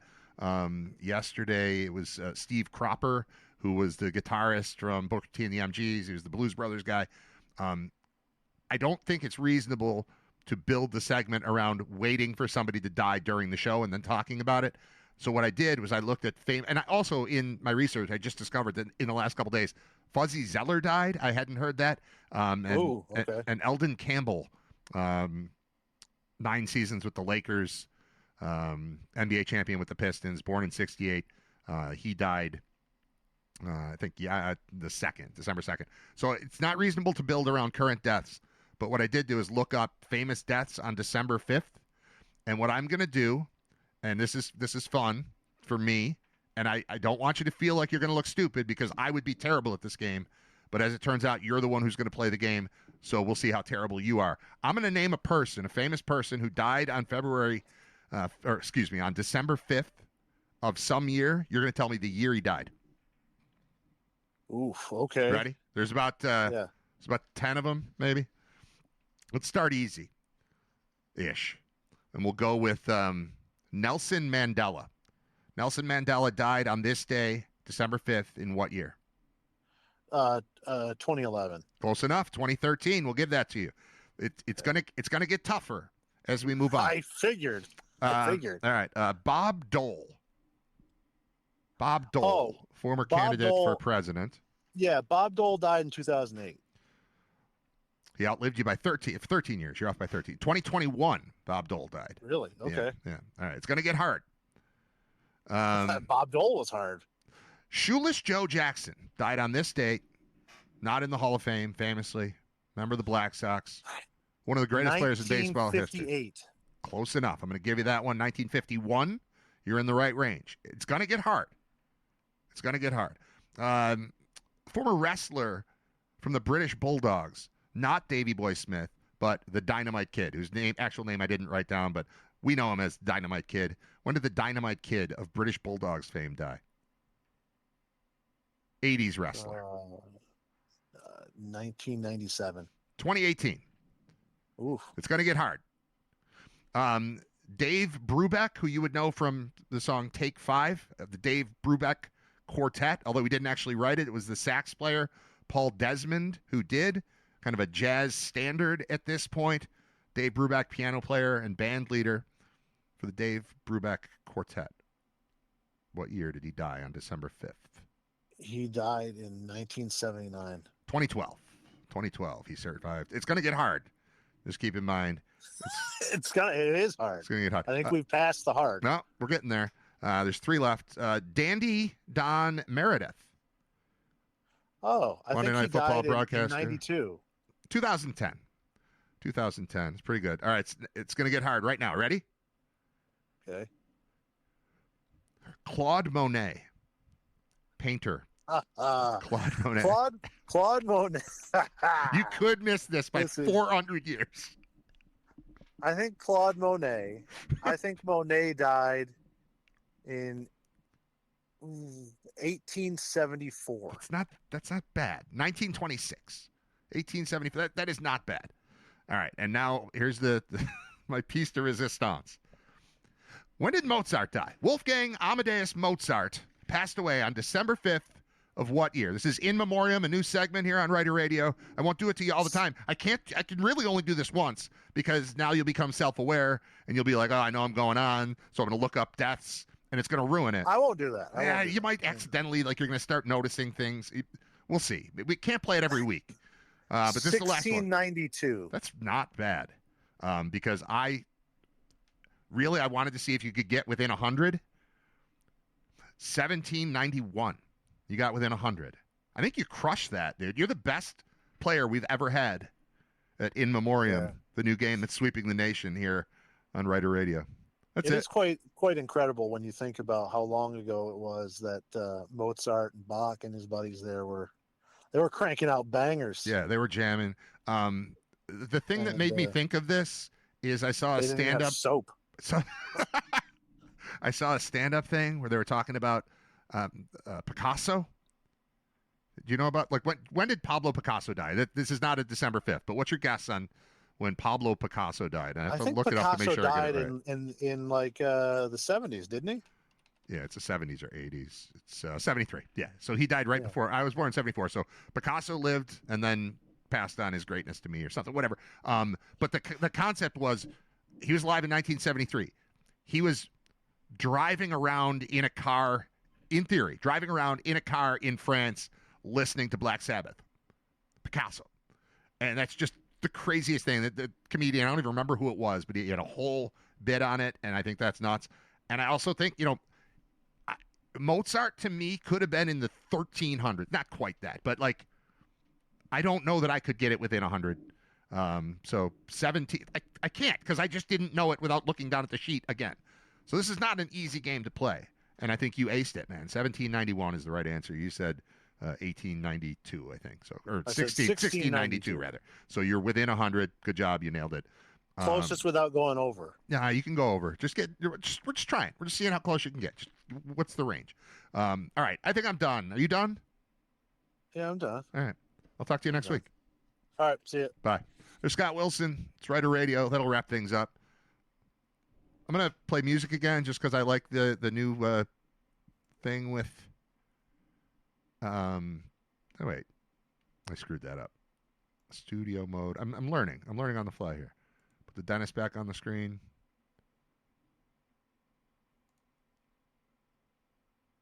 All right, we're done for the show. Done with the show for today. Went way long. It's 12:32. But we're just having fun, man. It was like an hour and a half with Scott. Sorry, dude. He's at work. He's got a good job. He's got a good job. You can just hang out and talk crap with me for an hour and a half. But he was fired up about Victor Snow. I was too. We got that in and got in a bunch of other stuff. So thanks for listening. Thanks for a good week of kind of winging it Writer Radio, where I did it all without my show sheets. I think I might like it better. I think I might like the flying by the seat of my pants thing. We started using the group chat on, or the chat on YouTube today, and then I abandoned it once Scott came on because I can't do all the stuff. I've got stuff on that screen, and then I was using the phone for the chat.